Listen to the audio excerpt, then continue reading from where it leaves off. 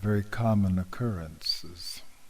So let's sit for a few moments in silence, and maybe with your eyes closed. And as you're sitting, unless you're very evolved, you will will notice some thoughts arising. So let's just explore. Just notice. Let's just begin by noticing the thoughts that arise. Just note them, that there they are.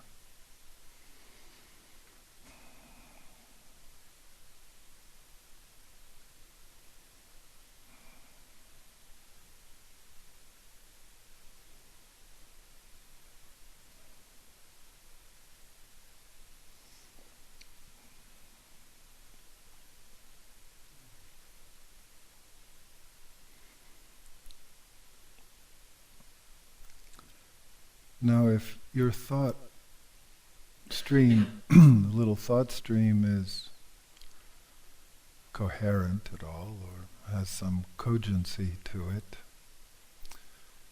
then look a little more specifically at it and into each individual part of the thought.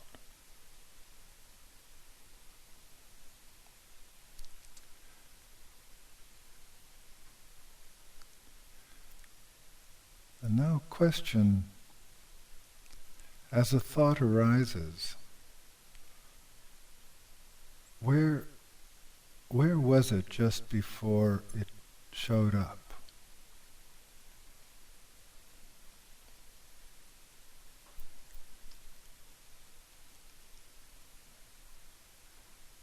It wasn't there, right? And then suddenly that thought appeared,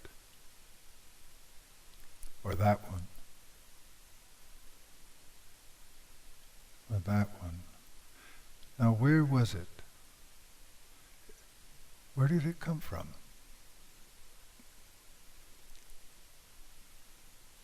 It wasn't there, and then suddenly it was. And then, where is it now?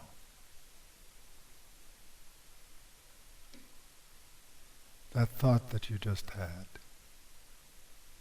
where did it go? It's not there.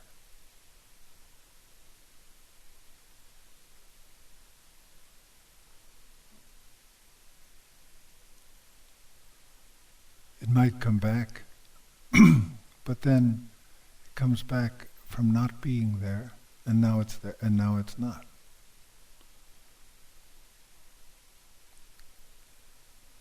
Now, if we open our eyes, and instead of focusing on our thoughts, just watch this, what's happening in this moment. You might be looking at the candle flame or the carpet or some color, flower, or sneezing, or listening to the sneeze, or notice that this moment, just like the thought, where did this moment come from? Because this one here is quite different from all the ones that preceded it. And now where is it? Where did this moment go? This moment. Where did this one go?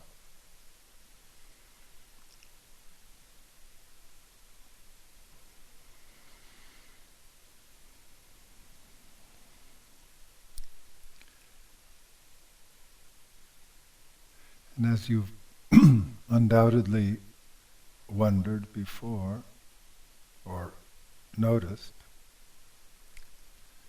that everything you have ever experienced, and anyone has ever experienced, only happens right now. because everything that did happen isn't happening anymore. And there's no, all the past, everything that has happened in the past isn't happening now. Only this is happening. And whatever it is that's going to happen in the future hasn't happened yet. So that's non-existent in that sense. Not here. Just like the past, not here. And even our memory of the past, of the doing the coming home nirtan, or waking up this morning, or any memory we have, even the memory occurs only right now. It's not the thing that happened, it's the memory of it. So everything that ever has happened or will happen only happens right now. And if we look then at right now,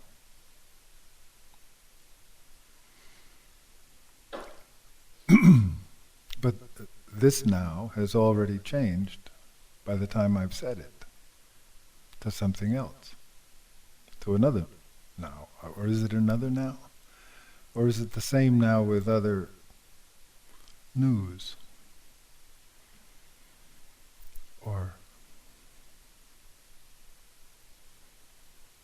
And how long is this now? Or this one? What is the duration of now? Does it have any duration? Uh-oh. If the past isn't happening, and the future isn't happening, that is non-existent right now, and the only thing that exists, in quote marks, is now, and now doesn't have any perceivable duration, does now exist?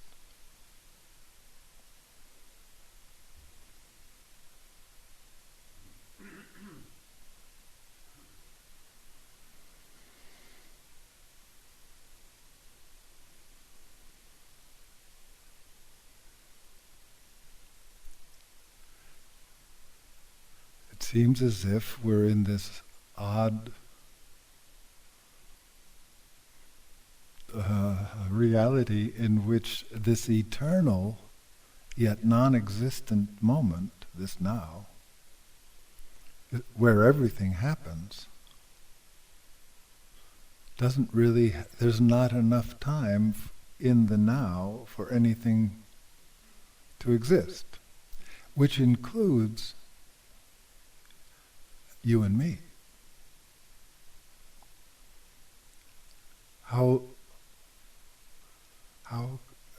Where do we exist here? As what?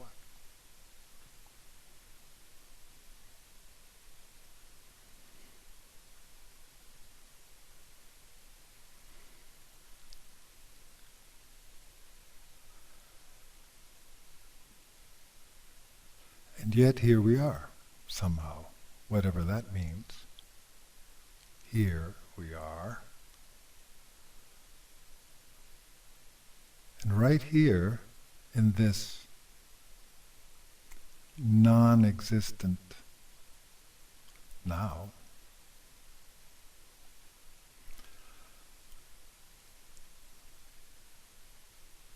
do we need anything? I mean, do we need anything to be here now? It's given. But whatever it is that's given,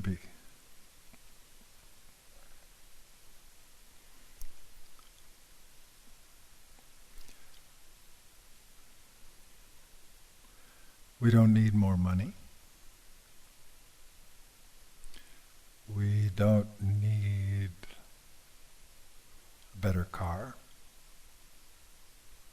Because what would we do? We don't need it now because here we are. Whatever it is that we need to be here, it's given. Whatever it is that's here, is here.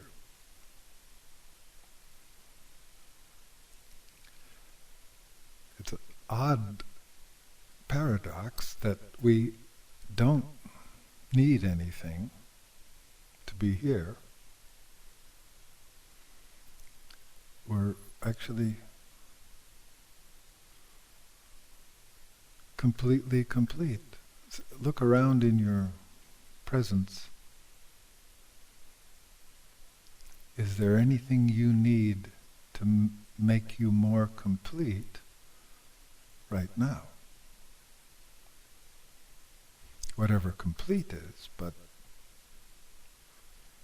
this is certainly enough, whatever it is we have been given or are given. It's certainly enough because we are here now.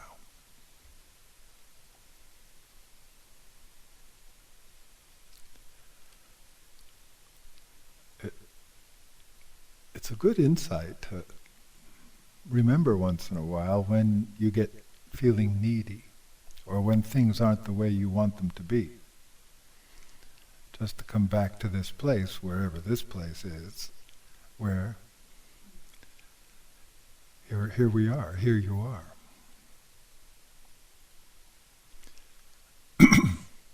And you don't have to, none of us have to do anything to be here. You don't have to work at it. You don't have to climb up a mystical mountain to get to the top of it, and now we're here. Here we are. Whatever that means.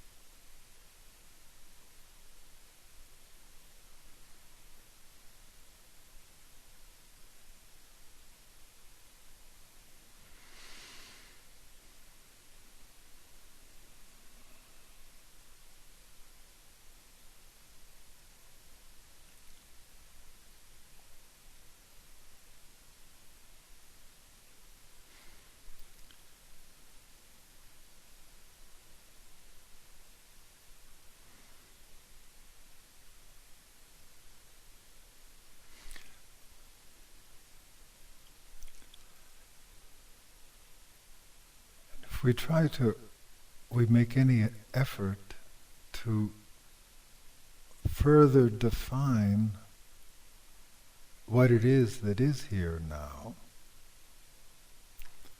we recognize that what is here now, besides this ever-changing array of phenomena, field of phenomena, is that we are aware. No, awareness is here. If we say, I am aware, maybe it's fair to say, I am awareness, because you can't find that which is aware. If you look, say, I am aware, it sounds like I'm something pre-existent that is now, like this little machine, turned on the awareness.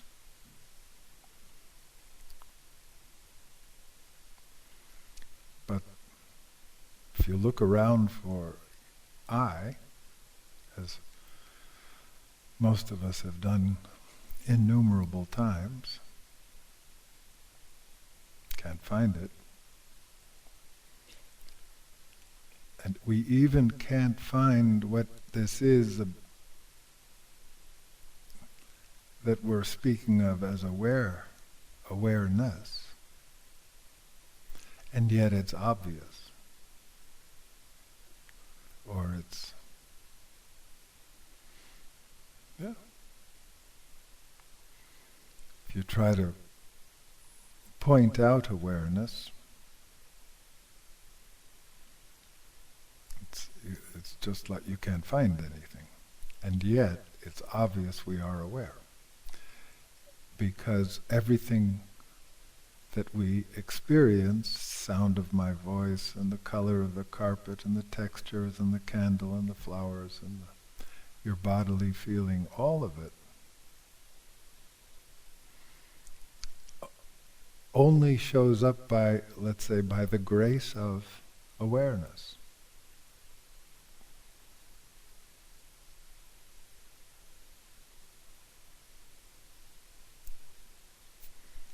Could it be, is there anything that could, if there were no awareness, could anything exist? It might, but then there'd be nothing to know that it was existent. So, could it be that awareness is in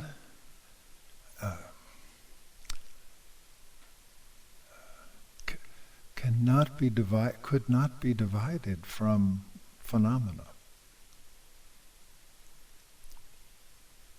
Could it be even that what we call matter and things that we perceive is inextricably connected, part of awareness somehow? It's not just a matter of I am aware of the tray, or awareness is aware of the tray, but that the tray, could it be that the tray has its being, it only can be because it arises in, from, as the display of awareness. Perhaps our bodies too, our head and our bones and skull and blood and heart's beating.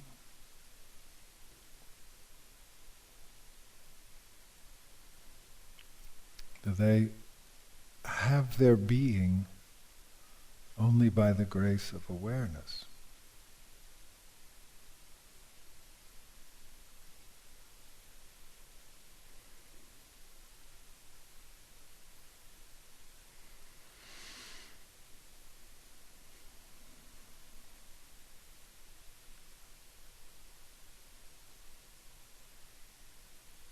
And this awareness, what could we say about it? It certainly isn't just that I'm aware. Right now I'm not aware of all the stars in the sky, or actually all the cells in my body. And yet, just like the things that we perceive as real, perhaps the cells in my body and the stars and the cosmos can only appear, come into being, but ever-changing being, in the ground of awareness, or difficult to find the right preposition. From the ground of awareness? Is it sourced there? It's there, inextricable, untakeapartable.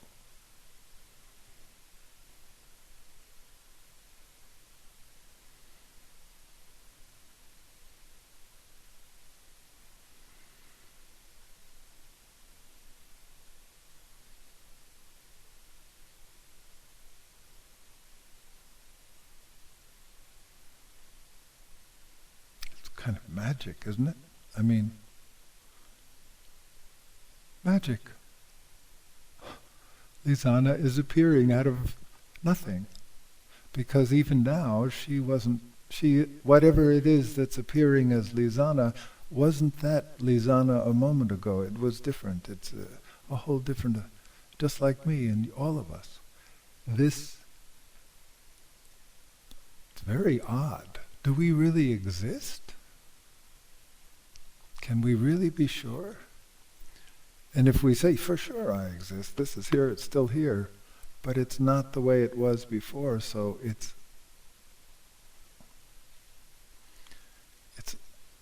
wow. What is it that exists? What exists is ever blossoming, isn't it? It's like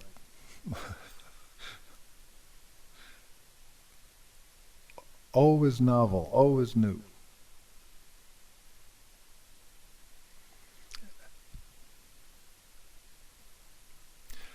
And to have this sense that not all the sense of time, past and future and present, are what? It's almost as if they're suffused with and are totally part of a zero, or the no-thingness of the past, the no-thingness of the future, actually the no duration of the present moment. Wow. Are we just a dream that has no... In a way, yes, right? I mean, at least our minds go there, and there is we can't encompass it with our understanding, how it is that this is playing, it's displaying, portraying.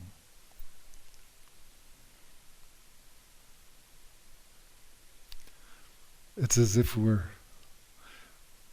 no thicker than the image on a movie screen. It's just that phantasmagorical, like a dream image. Does a dream image have any thickness? Oh, I haven't thought of that, but can you go around? How thick is it?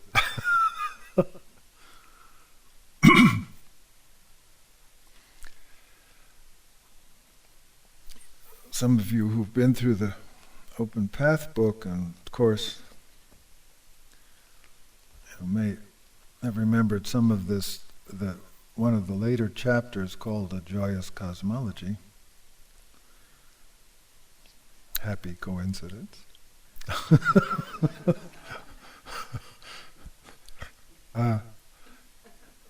And it's really kind of a riff on these four, what they call the four samayas in Dzogchen, which is from this rather early Dzogchen texts. I don't know where it came from, ancient sutra, and so I kind of did a shortened form of playing on the four samayas. And the four samayas, samaya is a beautiful word. It means actually commitment. It means commitment, but it's you could also say an attribute of, what do they call it? The way of abiding, how things are, what Sufis would call al-haq, the real. How is it that this real happens? What we've just been trying to look at. And so there's the four commitments of the way it is. And we're committed in that. It's not just like, oh, that's interesting over there. It's actually, that's our nature, is these samayas, these commitments, these way of abiding, a way of happening.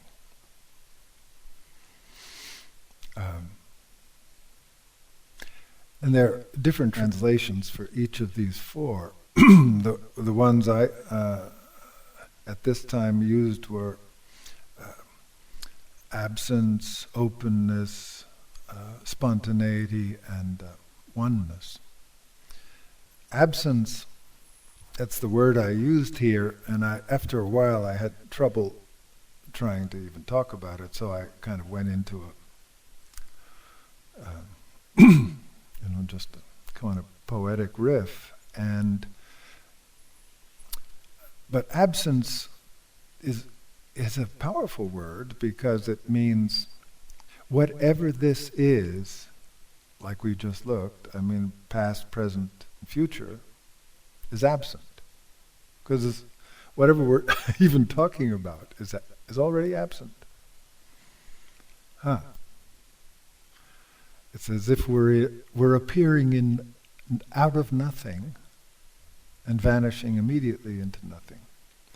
And so there are different words. Absence you could use, nothing, nothingness, emptiness, the void. I'd like to read through this poetic part and replace the word this morning. See how this works. Replace the word absence with another one, which is similar, sort of, spaciousness.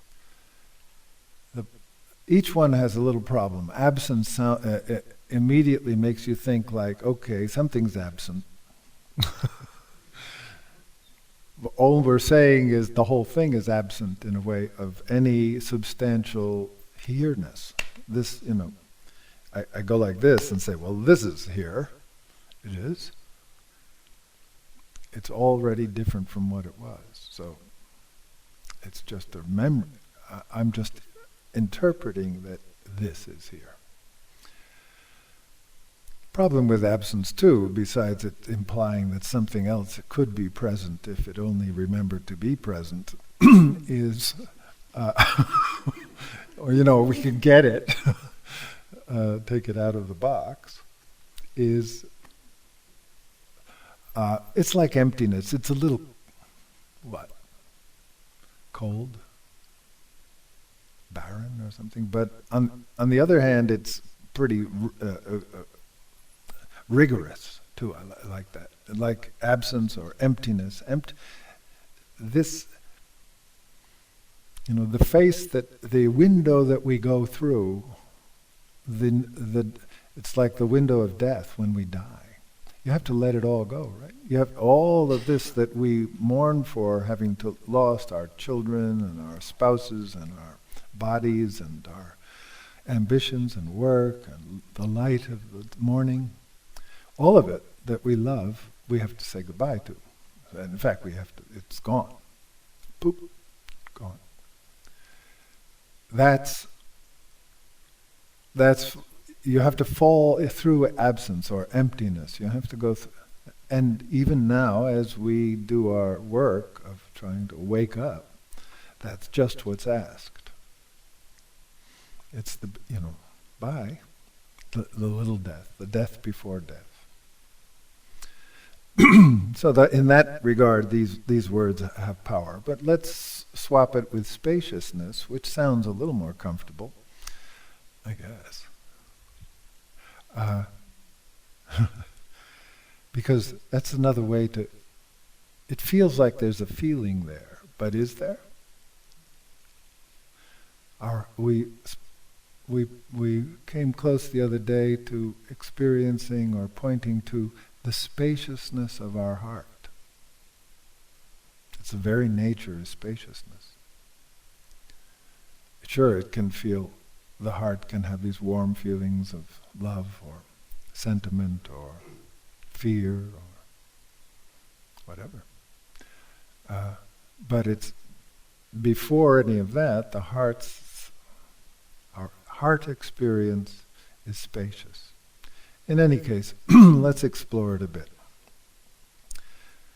So,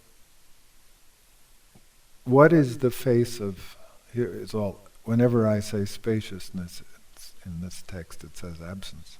What is the face of spaciousness? Here, in my own face, that is like the sky, yours too, right? I mean, from your point of view, your face is purely spacious. You can't see it. You can see mine, but you can't see yours. It's very cool. I mean, spaced out, gone. Nothing on top of your shoulders. What is the face of spaciousness? Here in my own face that is like the sky, spacious and without center or edge.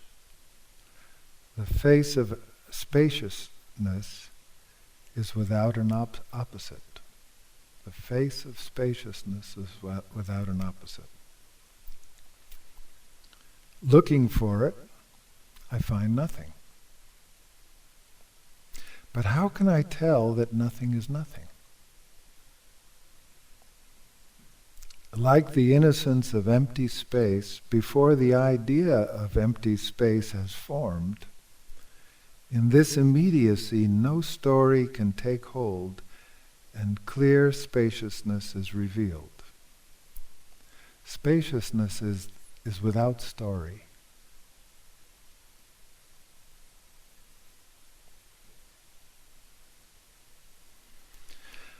But even if a story does take hold, what could it hold to? It's like your thoughts we were looking at earlier, right? A thought arises and no sooner do you say, oh yeah, there's one. Where did it go? What could it hold to? Spaciousness. Story maker, who are you? Spaciousness. Spaciousness, show your face. Here, the spaciousness of spaciousness. Each moment, phenomena rise like partridges flushed from the grass. The traces of my memory the same. The beating of wings vanishing. Can I locate it?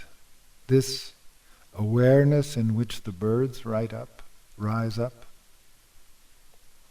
And you, there, in whose awareness the birds also startle. Do we share the same sky? To see the face of spaciousness, we must be very quick. Accepting nothing and rejecting nothing. Little key, you can underline that one. Accepting nothing and rejecting nothing. Can we find that space where we reject or accept nothing, even for a few moments? That's a key. That's a doorway.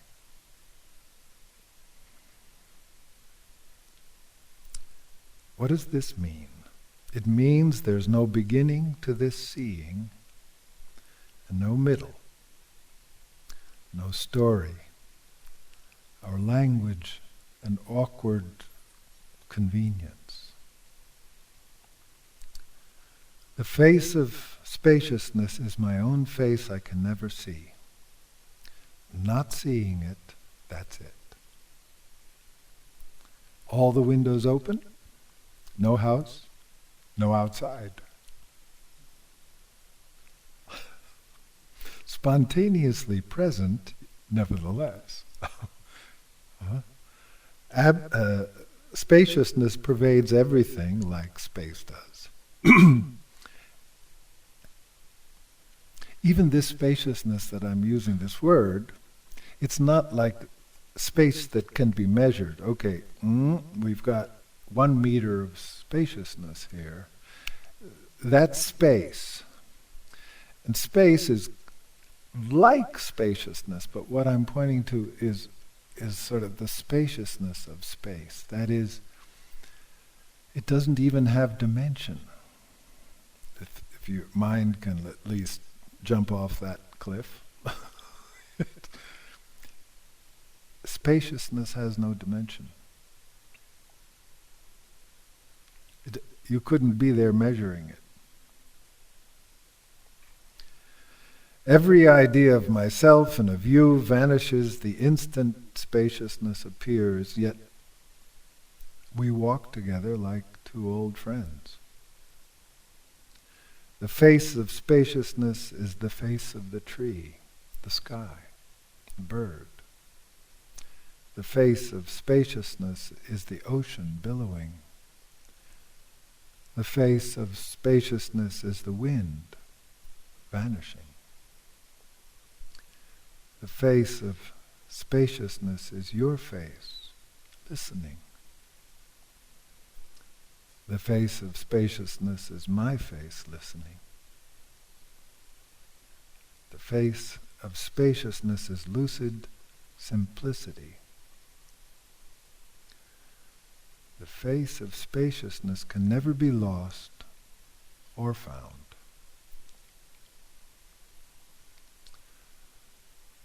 Abandon deliberate acts. These are based on the story of time and improvement.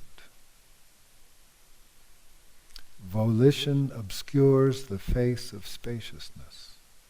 Will precludes attainment. Relax in spaciousness, the natural state free of intention. Deliberate acts. The abandon deliberate acts. What does that mean? It's where we went yesterday. The very notion that I can act and do something deliberately is a fiction that keeps me from recognizing the face of spaciousness or the presence of God. It's another word for spaciousness here. The pure absent presence. The presence of absence. Spacious. If I start thinking, as soon as I think that I'm doing something here, I'm subtracted from this happening. And think then that I'm sort of, well, I've got my own little drama and my story that I'm going to play out. It happens to all of us. It's not like it happens, I'd say 95% of my life, that's how it's led. And, very likely, if you can open up, if we can open up 5% of our living our days with this kind of no deliberate act, no self doing something, but just this being with the spontaneous becoming. That's great. That's 1% of your day. Start there. It's a good day when 1% of your day you're happening with the great melody of the cosmos, the great symphony, and you're happening all at once with it, and you're playing your part, so to speak. But it's playing you too. You have given over to it. Then that's a good day. It's a good symphony too. The conductor is happy. There's no conductor, but okay. That little analogy ran off, jumped in the pool. Okay. Yeah. The conductor is being conducted. No, what? There's no conductor. That's the way. That's what we. Yeah. Anyway, it says, abandon deliberate acts. These are based on the story of time and improvement. That's just our normal way of thinking in time. Oh, I'll do something now, and I'll pour my cup of tea, or I'm going to give a speech or something. I'll do it, or the idea that I feel that I'm not really enlightened today, but I'm gonna go to these programs and I'll get better and better and better until finally I'll have it. That's not probably going to be in 2016. There's not much time left. But next year for sure. 2017 sounds like a good one. I'll get. So all of this story, how story starts the moment time enters the picture, and we think of improving and how it goes and stuff. And it's okay, we can play with these stories and so on, but if we recognize them as story or as play, it's different. Then we're not. Our suffering, most of it, comes from believing our stories. We're stuck. I'm not a good person, or I'm troubled by, or whatever it is, that. That becomes the belief thing, and then we're just in this little spaghetti noodle, macaroni noodle. It's an echo chamber, We keep telling ourselves the way it is. Volition obscures the face of spaciousness. That is, when I think that I will this stuff, well, I've just said that. Will precludes attainment. That is, I as a separate doer, maker, one who wills.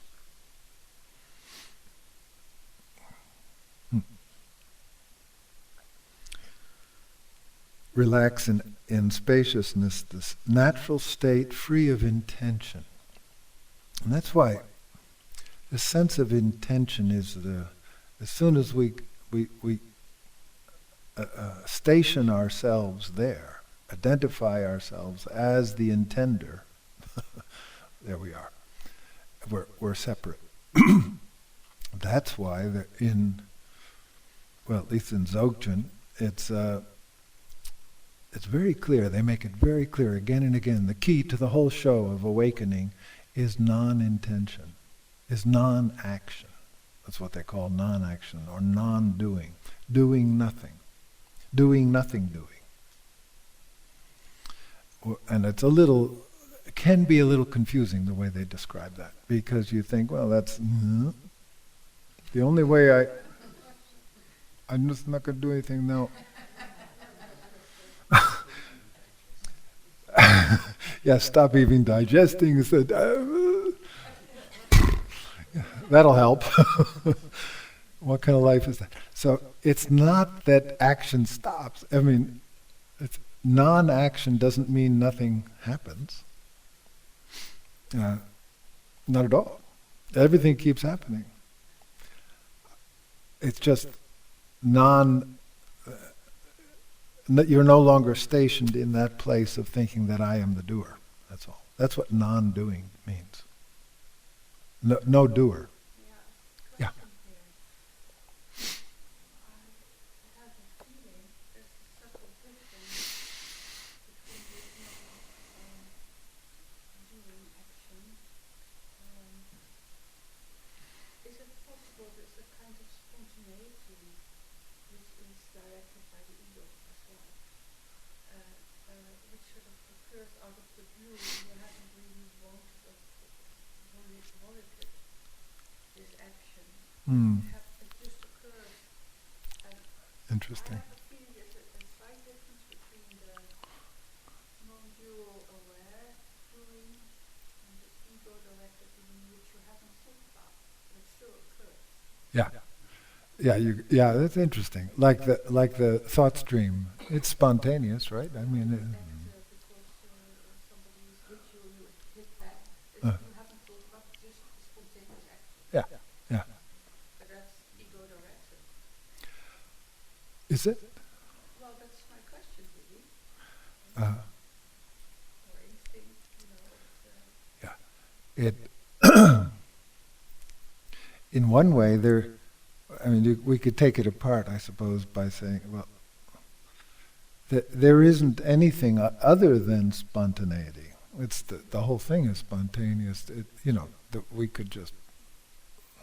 So Even the I do, I make, it's me, I'm in charge. I'm the one who's deciding what to say next here in my own my sentence. Nobody else, it's me. Well, whatever, that's just that even that is subject to the total law of spontaneity. It's the whole thing is spontaneously occurring. And even my dream even my story that I'm doing it is spontaneously happening. Just saying that if I am making a plan today to take a deliberate action to do this in the world or whatever, this is spontaneous. Of course. I mean, there's nothing else. I don't know how it's not really the way we think it is. Yeah, it's just and what we're about here is the dream is happening spontaneously, just like your dreams at night, right? They happen. Now, all we're about is waking up from the dream and recognizing, this whole array of, awesome how it is. And then we don't station ourselves in the place where you say until of protection, hitting back you might hit back if somebody physically does it, but if somebody says something a little cutting, in words or something, you don't, if you're ego identified, you'll get annoyed, irritated, hurt, whatever. You'll be a target because you think that there's something that their arrow could stick in. But, if you say something that's disrespectful to the Buddha doesn't care. I mean, it goes, that little arrow that you think, I'm going to get this guy, he thinks he's so, So you shoot at the Buddha, your little arrow, it goes right through. I mean, he doesn't care. It's not, there's nothing there to be, because he knows, he not only knows it, there's no place it could stick, that's all. And that being, the Buddha is a kind of an ideal for us that we can kind of it's an icon an ideal icon, right? But it's really us. I mean, Short is the Buddha. He's just the Buddha. I mean, what else is happening? Actually, the whole thing is Buddha, or what other word could we use? What icon? Yeah. Yeah, like your typhoon and things like that. Yeah, on the level of, Hitler and Napoleon and the typhoon, these are all what? These are all light. Let's just make it that way. These are all have the evanescence of light. Even Hitler, even the death of people in Auschwitz and so on. It's ultimately the whole thing is light, and it's the play of light. Like how could you say? It's the play of light. Now, if in the dimension that we are living beings with, getting born and dying, going through these things, in this dimension, there's all this distinction going on. But the whole thing, let's not use the word Buddha, let's use the word, we're sort of, many of us come from a more theistic tradition. When we say La ilaha illallah, what are we saying? We're saying there's only God. I mean, there's nothing else happening, it's all God. Oh, even Hitler? Even Auschwitz? Oh, yes. The whole thing. The whole thing is that's hard to. It's hard to accept because we have It's not that we're. None of this is asking that we say that. Oh, okay. It doesn't matter if there's a Hitler or a Donald Trump or whatever. No. Matter? Yeah, it matters. It matters big time. bigly. That's what I like that word. That's a Trumpism. Bigly. It matters bigly. That's a weird word.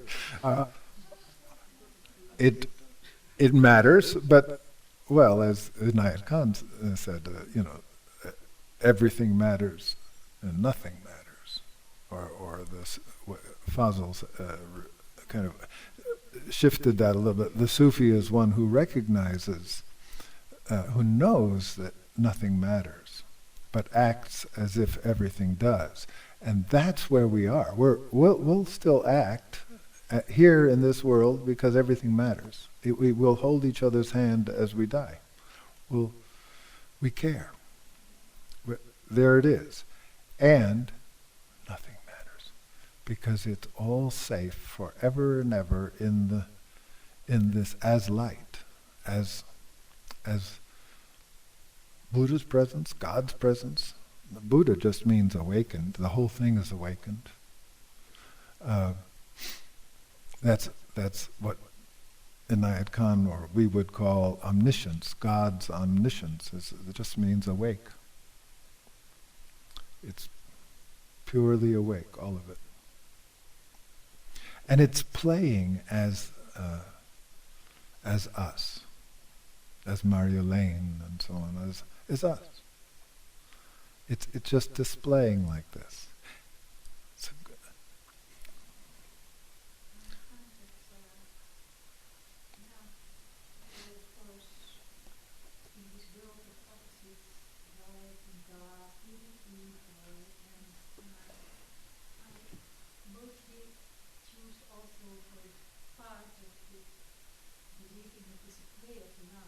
Mm. Once upon a time, someone asked, actually, long ago, to hear Elias, why did this all happen in the world? Mm-hmm. Jews and so on. And he was a long time silent, and he said, the world is a symphony. Yeah. The world is symphony, in which are, and yet, I'm always tends to hope and to be optimistic, but yet when you say all these things, Hitler and Trump and whoever is full of lies, Yeah.